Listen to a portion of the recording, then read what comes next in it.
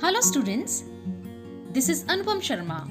Let's begin with lesson 6 part 3 of the making of a scientist of class 10, supplementary reader Footprints Without Feet. In part 1, we have studied summary of the lesson, and in part 2, we have studied explanation of the lesson. Today we are going to read and comprehend the rest of the lesson. Let's read the lesson and find out. What lesson does Ebright learn when he does not win anything at a science fair? What experiments and projects does he then undertake? Ebright science fair को loose करने के बाद कौन-कौन से experiments करना शुरू करता है? What are the qualities that go into making of a scientist? And again, scientist के बनने के लिए कौन-कौन सी क्वालिटीज रिक्वायर्ड हैं? At the end of the book, readers were invited to help study butterfly migrations. They were asked to tag butterflies for research by Dr. Frederick A. Urquhart of the University of Toronto, Canada. Ebright's mother wrote to Dr. Urquhart, and soon Ebright was attaching light adhesive tags to the wings of monarchs. Anyone who found a tagged butterfly was asked to send the tag to Dr. Urquhart. Richard एब्राइट की life में turning point लाने वाली book the travels of monarch x, जो उसकी mother ने उसे gift की थी, उसके एंड में राइटर डॉक्टर उर्कुहार्ट ने लिखा था कि रीडर्स को बटरफ्लाई की माइग्रेशन स्टडी करने में उनकी हेल्प करनी होगी। इसके लिए करना क्या था कि बटरफ्लाई के विंग्स को टैग करना था। टैग यानी विंग्स के साथ कुछ मार्क अटैच कर देना था, जिससे पता चल जाए कि वो बटरफ्लाई कहाँ मूव हुई है। सो एब्राइट ने ये काम शुरू किया, और जैसे ही एब्राइट ने बटरफ्लाइज को टैग करना शुरू किया, एब्राइट की मदर ने डॉक्टर उर्कुहार्ट को लिख भेजा कि उनका बेटा भी ये काम कर रहा है, और जिस किसी को भी ऐसी टैग वाली बटरफ्लाइज मिलती थी, डॉक्टर उर्कुहार्ट ने उनसे रिक्वेस्ट किया था कि वो बटरफ्लाइज डॉक्टर उर्कुहार्ट को सेंड कर दी जाए। The butterfly collecting season around reading lasts 6 weeks in late summer. If you are going to chase them one by one, you won't catch very many. So, the next step for Ebright was to raise a flock of butterflies. He would catch a female monarch, take her eggs, and raise them in his basement through their life cycle, from egg to caterpillar to pupa to adult butterfly. Then he would tag the butterflies' wings and let them go. For several years, his basement was home to thousands of monarchs in different stages of development. Reading Pennsylvania, जहाँ एब्राइट रहते थे, वहाँ पे butterfly collecting season होता था सिर्फ 6 weeks का। सो अगर आप वहाँ पे बटरफ्लाइज को कलेक्ट करने जाते तो ज़्यादा कलेक्ट नहीं कर सकते थे। दैट्स वाई एब्राइट के लिए नेक्स्ट स्टेप था बटरफ्लाइज को रेज करना, पालना। सो उन्होंने एक मोनार्क फीमेल बटरफ्लाई को पाल लिया, उसके एग्स लिए, और अपनी बेसमेंट में ईयर्स तक बटरफ्लाई की सेवरल स्टेजेस से उसे रेज किया। एग से कैटरपिलर तक, कैटरपिलर से प्यूपा तक, प्यूपा से एडल्ट बटरफ्लाई तक, और उन सबको टैग करते रहे। Here we have a graph showing the number and kinds of butterflies collected in 6 weeks in Pennsylvania. Eventually, I began to lose interest in tagging butterflies. It's tedious and there's not much feedback, Ebright said. In all the time I did it, he laughed, only 2 butterflies I had tagged were recaptured, and they were not more than 75 miles from where I lived.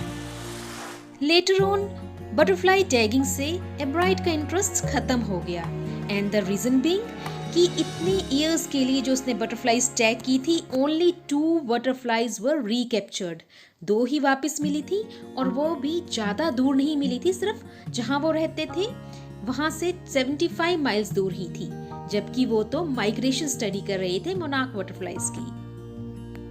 Then, in the 7th grade, he got a hint of what real science is when he entered a county science fair and lost. It was really sad feeling to sit there and get nothing, while everybody else had won something, Ebright said. His entry was slides of frog tissues, which he showed under a microscope. He realized the winners had tried to do real experiments not simply make a neat display.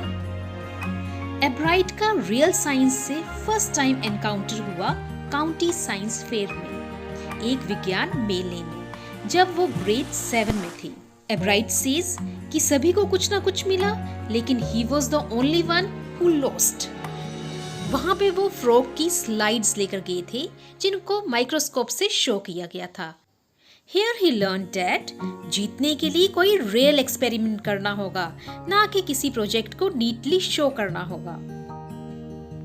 Already the competitive spirit that drives Richard Ebright was appearing. I knew that for the next year's fair, I would have to do a real experiment, he said. The subject I knew most about was the insect work I had been doing in the past several years. Richard एब्राइट science fair में हार गया था, पर उसमें competitive spirit थी, तो उसने decide किया कि वो नेक्स्ट ईयर के लिए रियल एक्सपेरिमेंट पर काम करेगा और उस सब्जेक्ट पे काम करेगा जिसका उसको बहुत ही नॉलेज थी, और वो था इंसेक्ट्स के ऊपर काम करना। So he wrote to Dr. Urquhart for ideas, and back came a stack of suggestions for experiments. Those kept Ebright busy all through high school and led to prize projects in county and international science fairs. For his 8th grade project, Ebright tried to find the cause of a viral disease that kills nearly all monarch caterpillars every few years. Ebright thought the disease might be carried by a beetle. He tried raising caterpillars in the presence of beetles. I didn't get any real results, he said. But I went ahead and showed that I had tried the experiment. This time I won. Ebright ने doctor उकुहार्ट से ideas के लिए लिखा और वापिस आए बहुत सारे एक्सपेरिमेंट्स के सजेशंस, और इसी में एब्राइट अपने पूरे हाई स्कूल में बिजी रहा, और उसके लिए उसको बहुत सारे प्राइजेस भी मिले county and international science fairs में। अब 8th ग्रेड के प्रोजेक्ट के लिए एब्राइट ने ऐसे वायरल डिजीज के ऊपर सर्च करना शुरू किया जिससे कि मोनार्क कैटरपिलर्स कुछ सालों के बाद मारे जाते थे। एब्राइट को लगा कि एक बीटल है जिसके कारण सारे कैटरपिलर्स मारे जाते हैं। सो एक्सपेरिमेंट यही था कि बीटल की प्रेजेंस में कैटरपिलर्स को बड़ा किया जाए और जिससे शो हो जाए कि बीटल्स कैटरपिलर्स को मार देते हैं, लेकिन ऐसा नहीं हुआ, कोई रियल रिजल्ट्स नहीं आए। तो एब्राइट कहते हैं, लेकिन मैंने साइंस फेयर में यही दिखाया कि मैंने ये एक्सपेरिमेंट किया है, और इस बार वो जीत गए। The next year his science fair project was testing the theory that viceroy butterflies copy monarchs. The theory was that viceroys look like monarchs because monarchs don't taste good to birds. Viceroys, on the other hand, do taste good to birds. So, the more they look like monarchs, the less likely they are to become a bird's dinner. Next year का science project था viceroy butterflies monarch butterflies को copy करती हैं। क्यों copy करती हैं? क्योंकि monarch butterflies birds को टेस्टी नहीं लगती, लेकिन वाइसरॉय बटरफ्लाइज तो टेस्टी होती हैं। तो बर्ड्स का डिनर बनने से बचने के लिए वाइसरॉय बटरफ्लाइज मोनार्क बटरफ्लाइज को कॉपी करती हैं। Ebright's project was to see whether, in fact, birds would eat monarchs. He found that a starling would not eat ordinary bird food. It would eat all the monarchs it could get. Ebright said later research by other people showed that viceroys probably do copy the monarch. This project was placed first in the zoology division and third overall in the county science fair. Ebright का project था ये देखना कि birds monarchs को नहीं खाते हैं। तो उन्होंने देखा कि स्टार्लिंग नाम की जो एक बर्ड है वो ऑर्डिनरी बर्ड फूड नहीं खाती है, वो खाती है मोनार्क्स को। लेकिन एब्राइट कहते हैं कि लेटर रिसर्चेस में ये शो हुआ कि वाइसरॉयज प्रोबेबली मोनार्क्स को ही कॉपी करती हैं। ये जो प्रोजेक्ट था ये जूलॉजी डिवीजन में फर्स्ट आया और ओवरऑल काउंटी फेयर में 3rd स्टैंड किया। In his second year in high school, Richard Ebright began the research that led to his discovery of an unknown insect hormone. Indirectly, it also led to his new theory on the life of cells. The question he tried to answer was simple. What is the purpose of the 12 tiny gold spots on a monarch pupa?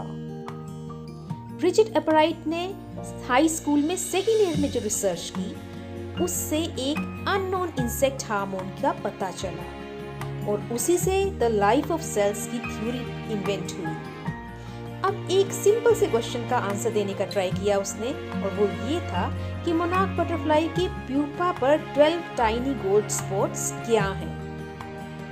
Everyone assumed the spots were just ornamental, Ebright said, but Dr. Urquhart didn't believe it. To find the answer, Ebright and another excellent science student first had to build a device that showed that the spots were producing a hormone necessary for the butterfly's full development.